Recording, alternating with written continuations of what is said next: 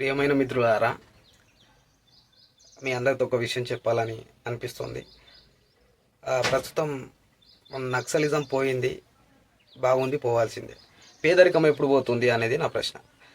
Naxalism అంతం చేస్తామని చెప్పారు, ఇప్పుడు అంటున్నారు దాదాపు అంతం అయ్యింది అని. సరే, మంచి విషయం. కానీ ఒక చిన్న ప్రశ్న ఉంది. పేదరికం ఎప్పుడు అంతం అవుతుంది? నక్సలిజం ఎక్కడ పుట్టింది? అడవుల్లో, ఆదివాసీ ప్రాంతాల్లో, పేద ప్రజల మధ్యలో.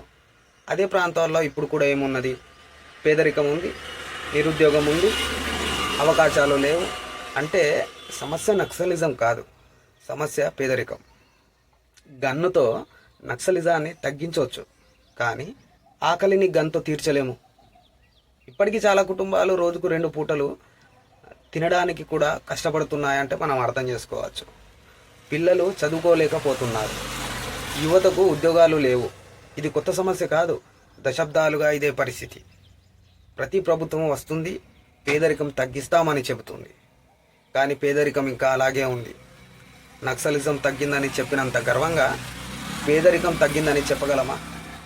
పేదరికం పోవాలంటే మాటలు కాదు, మార్పులు అవసరం. భూమి, విద్య, ఉద్యోగం. పేదవాడికి భూమి లేకపోతే అతని జీవితం ఎప్పటికీ మారదు. ఇప్పుడున్న పేదవాళ్లకు భూములు ఉన్నాయా అంటే లేవు.